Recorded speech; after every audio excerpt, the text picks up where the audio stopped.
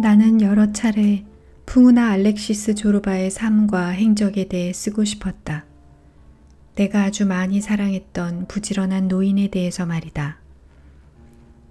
내 인생에 가장 큰 은혜를 베푼 것은 여행과 꿈들이었다. 산 사람이든 죽은 사람이든 내 삶의 투쟁 과정에서 도움을 준 사람은 몇 명 되지 않는다. 굳이 내 영혼 깊숙이 흔적을 남긴 사람들을 밝히자면 호메로스, 베르그송, 니체, 그리고 조르바다. 호메로스는 내게는 아주 밝게 빛나는 평화로운 눈동자였다. 그는 마치 태양처럼 모든 것을 구원의 빛으로 비춰주었다. 베르그송은 젊은 시절 괴롭고 어려웠던 철학적 문제들에서부터 나를 구원해 준 사람이다. 니체는 나를 새로운 고뇌로 풍요롭게 해주었고 내 불행과 아픔과 불확실성을 자부심으로 바꾸는 방법을 가르쳐 주었다. 조르바는 내게 삶을 사랑하는 법과 죽음을 두려워하지 않는 방법을 가르쳐 주었다. 만일 내게 인도인들이 그루라고 하고 성산 아기온 오로스의 수도사들이 예론다스라고 부르는 영적 스승을 이 세상에서 꼭 한 사람 고르라고 한다면 나는 조르바를 선택할 것이다. 조르바는 먹물들을 구원하는 데 필요한 모든 것을 가지고 있었기 때문이다. 그는 높은 데서 먹잇감을 발견하여 낚아채는 원시인의 시력과 매일 새벽마다 새로이 떠오르는 창조성, 그리고 매 순간 끊임없이 바람, 바다, 불꽃, 여자, 빵과 같은 지극히 일상적인 것들을 새로운 눈으로 바라보고 영원한 처녀성을 부여하는 순진무구함을 가지고 있었다. 그에게는 확신에 찬 손과 신선함으로 가득한 마음, 마치 내면에 자신의 영혼보다 더 높은 힘을 가지고 있는 듯 자신의 영혼을 놀려대는 사나이다운 멋이 있었다. 그리고 마지막으로 인간의 창자보다 더 깊은 내면에서 터져나오는, 아니 조르바의 나이 먹은 가슴에서 결정적인 순간에 터져나오는 구원인 듯한 거칠고 호쾌하게 껄껄대는 웃음을 가지고 있었다. 그는 겁에 질린 불쌍한 인간들이 마음 놓고 편하게 살기 위해 주변에 세워놓은 윤리, 종교, 조국과 같은 모든 장애물을 한꺼번에 깨뜨려서 단번에 무너뜨릴 수 있는, 그리고 실제로 무너뜨리는 웃음을 가지고 있었다. 그 많은 세월 동안 수많은 책들과 선생들이 굶주린 내 영혼을 먹여 살리기 위해 애쓴 데 반해 조르바는 불과 몇 달 사이에 사자 같은 정신으로 나를 먹이고 키운 걸 생각하면 화가 나고 견디기 힘들 정도로 슬퍼진다. 내 인생은 우연 때문에 실패했다. 나는 너무 늦게 이 예론다스를 만났다. 당시에 내가 아직도 구원받을 수 있었다는 것은 별 의미가 없다. 엄청난 전기, 상황의 완전한 변화, 불붙이기와 새로이 하기는 이루어지지 않았다. 이미 너무 늦었었다. 그래서 조르바는 안타깝게도 내 안에서 승화되는 대신 내 현실적 삶의 원형이 되는 대신 풀칠로 붙어버린 종이뭉치를 얼룩지게 하는 문학적 주제로 추락하고 말았다. 인생을 예술로 만든다는 이 슬픈 특권은 수많은 육식동물들을 파멸시킨다. 왜냐하면 예술을 함으로써 누를 수 없는 욕망에서 빠져나갈 탈출구를 찾아내고 뜨거운 가슴을 버리고 영혼을 가볍게 만들고 더 이상 고뇌하지 않고 몸싸움을 피하고 삶과 행동에서 한 발 떨어져 욕망의 격정을 잘 길들여 끝내는 없앴다고 자랑하는 걸 즐기게 되기 때문이다. 심지어 단순히 기뻐하는 데 그치지 않고 잘난 척까지 한다. 대체할 수 없는 덧없는 순간을 끝없는 영겁의 시간 속에서 살과 피를 가진 유일한 순간으로 영원하게 만들므로써 자신이 아주 위대한 작품을 만들어냈다는 확신을 가지게 된다. 바로 이런 식으로 살과 뼈로 가득 차 생기가 넘치던 조르바가 내 손에서 잉크와 종이로 변했다.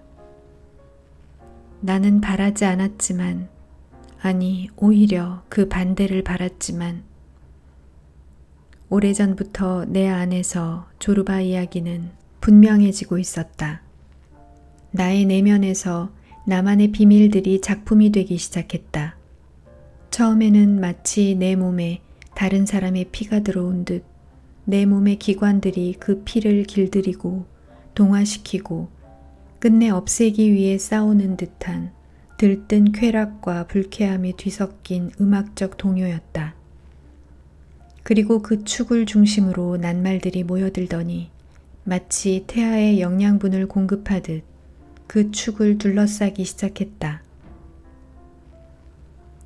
희미한 기억들을 구체적으로 만들고 저 밑에 가라앉아 있던 기쁨과 아픔들을 건져 올리고 삶을 가벼운 공기로 띄워 올리면서 조르바는 조금씩 전설이 되어갔다.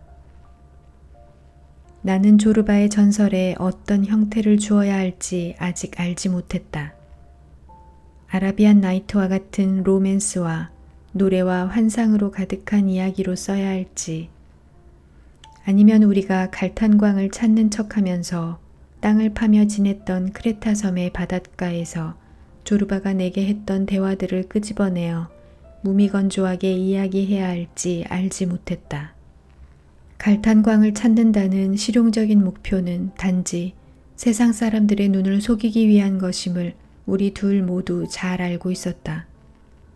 우리는 어서 해가 저물어 광부들이 집으로 돌아간 뒤에 우리끼리 모래사장에 식탁을 차려놓고는 시골풍의 맛있는 음식을 먹고 크레타의 시큼하고 떨떠름한 포도주를 마시며 대화를 나누기만을 기다렸었다. 대부분의 경우 나는 잠자코 있었다. 지성인이 야수에게 무슨 말을 하겠는가? 나는 그가 올림포스 산에 있는 그의 마을에 대해서, 눈에 대해서, 늑대들에 대해서, 불가리아 반군에 대해서, 아야 소피아 성당에 대해서, 갈탄에 대해서, 마그네슘 광에 대해서, 여자들에 대해서, 하느님에 대해서, 조국과 죽음에 대해서 이야기하는 것을 들었다. 그리고 갑자기 격정에 사로잡혀 더 이상 말만으로는 성이 차지 않으면 그는 벌떡 일어나 바닷가의 굵은 자갈밭 위로 뛰어올라 춤을 추곤 했다. 깡마른 몸으로 고개를 약간 뒤로 젖힌 채 강인하고 꼿꼿한 자세를 취하면서 새처럼 조그맣고 둥근 눈매를 하고 춤을 추다가 슬픈 소리를 내면서 두툼한 발바닥을 모랫바닥에 쿵쿵 구르고 바닷물을 얼굴에 뿌렸다. 내가 그의 목소리를, 아니 절규와 같은 외침을 들었더라면 내 삶은 의미를 얻었을지도 모른다.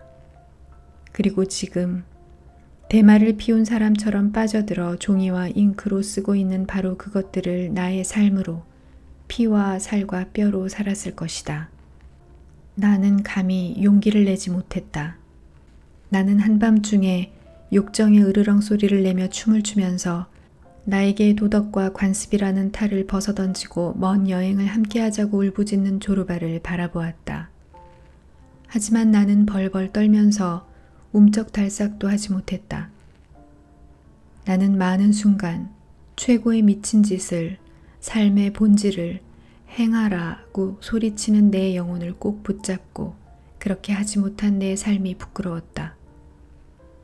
하지만 조르바 앞에 있는 동안 나는 내 영혼을 부끄러워하지 않았다. 어느 날 새벽에 우리는 헤어졌다. 나는 뭐든 배우려 드는 파우스트적인 병이 도져서 다시 외국으로 떠났고 조르바는 북쪽으로 가 세르비아에 자리 잡았다.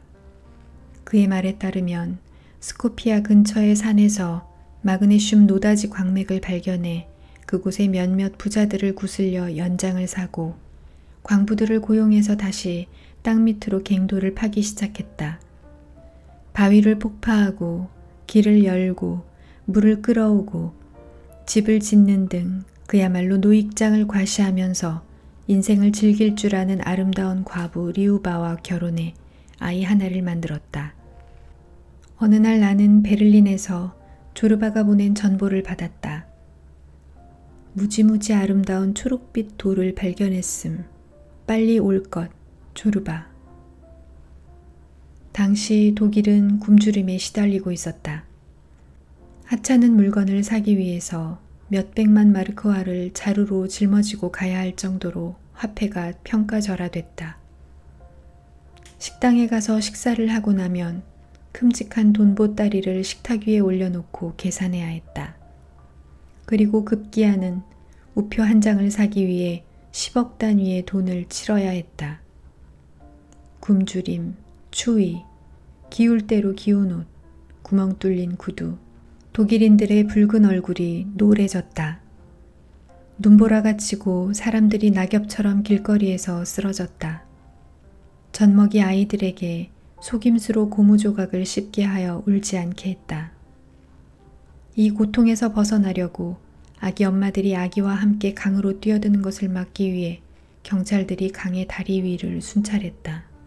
겨울이었고 눈이 왔다. 내 옆방의 독일인 중국학 교수는 몸을 덮이기 위해 극동 사람들이 취하는 편치 않은 자세로 붓을 잡고 고대 중국 노래나 공자 말씀을 베끼곤 했다. 붓 끝과 공중을 향한 팔꿈치와 심장이 삼각형을 이루어야만 했다. 조금만 지나면 내 겨드랑이에서 땀이 나고 몸이 따뜻해지지요. 그는 즐거운 표정으로 내게 말하곤 했다. 혹독하게 추운 날들을 보내던 중에 조르바의 전보를 받았다. 처음에는 화가 났다. 수백만 명의 사람들이 영혼과 몸을 떠받칠 빵 한 조각이 없어 굴욕을 당하고 무릎을 꿇는 상황에 아름다운 초록빛 돌 하나를 보기 위해 수천 킬로미터를 달려오라고 전보를 치다니 남들의 고통에 전혀 개의치 않는 동정심도 없는 빌어먹을 아름다우며 저주나 받아라. 나는 속으로 외쳤다. 하지만 갑자기 몸이 떨려왔다. 화는 이내 가라앉고 나의 내면에서 조르바의 저 비인간적인 외침에 대답하는 또 다른 비인간적인 외침을 들으면서 몸서리쳤다. 나의 내면에서 한 마리 매가 날아오기 위해 날개를 펼쳤다. 그러나 나는 떠나지 않았다. 이번에도 역시 용기를 내지 못했다. 기차에 오르지도 않았고 나의 내면에 도사린 야수의 신성한 외침을 따르지 않았으며 대담한 미친 짓도 하지 않았다. 지극히 계산적이고 냉정하고 논리적인 인간의 소리를 따랐다. 그리고 펜을 들어 조르바에게 변명을 늘어놓았다. 그가 답장을 보내왔다. 대장, 참 불쌍한 사람이군요. 당신은 먹물이에요. 가련한 양반, 당신은 생애에 단 한 번뿐인 아름다운 초록빛 돌을 볼 기회를 차버렸어요. 하느님 맙소사, 언젠가 한번 할 일이 없을 때 내 영혼에게 물었죠. 지옥이 있는 걸까 없는 걸까? 그런데 어제 당신 편지를 받고 적어도 몇몇 먹물들에게는 분명히 지옥은 있는 거야 라고 내게 말했죠. 추억들이 떠오르고 하나의 기억이 다른 기억을 밀어내면서 조바심을 냈다. 정리를 해야 할 때였다. 조르바의 삶과 행적을 처음부터 정리할 때가 되었다. 하찮은 일들도 그와 관련된 것들은 지금 이 순간 투명한 여름바다 속에서 찬란한 빛깔을 내는 물고기처럼 내 머릿속에서 분명하게 그리고 요동치듯 빛나고 있었다. 조르바가 손댄 것들은 불멸의 존재가 된 듯 그와 관련된 것들은 그 어느 것도 내 안에서 죽지 않았다. 한데 바로 그 즈음부터 갑작스러운 불안이 나를 감쌌다. 그의 편지를 받은 지 벌써 2년이 되었고 그도 이제는 70살이 넘었을 테고 건강에 문제가 있을지도 모른다. 분명히 건강이 좋지 않은 거야. 그렇지 않다면 내가 갑자기 그에 관한 모든 것을 재구성하고 그가 한 모든 말과 행동을 기억해내어 그것들이 도망가지 못하게 종이 위에 잡아놓아야 한다는 생각에 사로잡히는 까닭을 설명할 수 없다. 마치 내가 그의 죽음을 쫓아내기를 바라는 듯하다. 지금 내가 쓰는 것이 책이 아니라 추도사가 아닐까 두렵다. 이제 와서 보니 이 글에는 추도의 모든 요소들이 들어있다. 이 글은 마치 계피가루와 아몬드로 그의 이름 알렉시스 조르바를 멋들어지게 장식한 다디단 설탕가루로 만든 콜리바가 놓인 쟁반 같다. 그의 이름을 보는 순간 내 머릿속에서는 쪽빛 크레타 바다가 갑자기 폭발하며 말들이, 웃음이, 춤들이, 취기와 시름이, 저녁녘의 조용한 대화가, 그리고 마치 매 순간 나를 반기는 듯한, 매 순간 영원히 내게 작별을 고하는 듯한, 다정하면서도 경멸하는 듯 나를 바라보는 그의 둥근 눈동자가 어른거린다.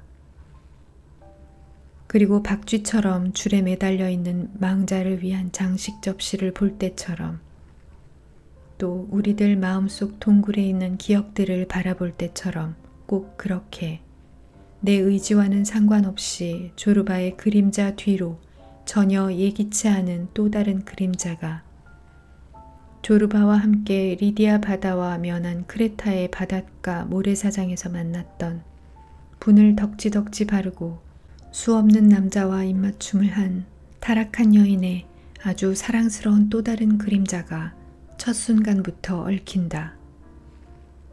틀림없이 인간의 심장은 피로 가득 찬 굳게 닫힌 무덤이다.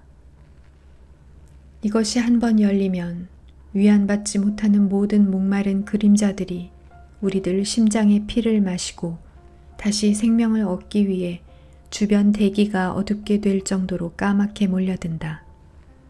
왜냐하면 이들은 이것 이외에 다른 부활은 없다는 것을 알고 있기 때문이다. 그들 중 맨 앞에 조르바가 큰 걸음걸이로 다른 그림자들을 밀쳐내면서 달려온다. 왜냐하면 오늘이 그의 추도식 날임을 알기 때문이다. 그가 되살아나도록 우리 피를 줍시다. 내 생애에서 만난 가장 자유로운 외침이자 가장 열린 영혼과 튼튼한 육체를 지닌 대식가이자 술고래이고 일벌레이며 바람둥이 방랑자인 이 비범한 사람이 잠깐 동안 다시 살아나도록 우리가 할 수 있는 모든 일을 합시다.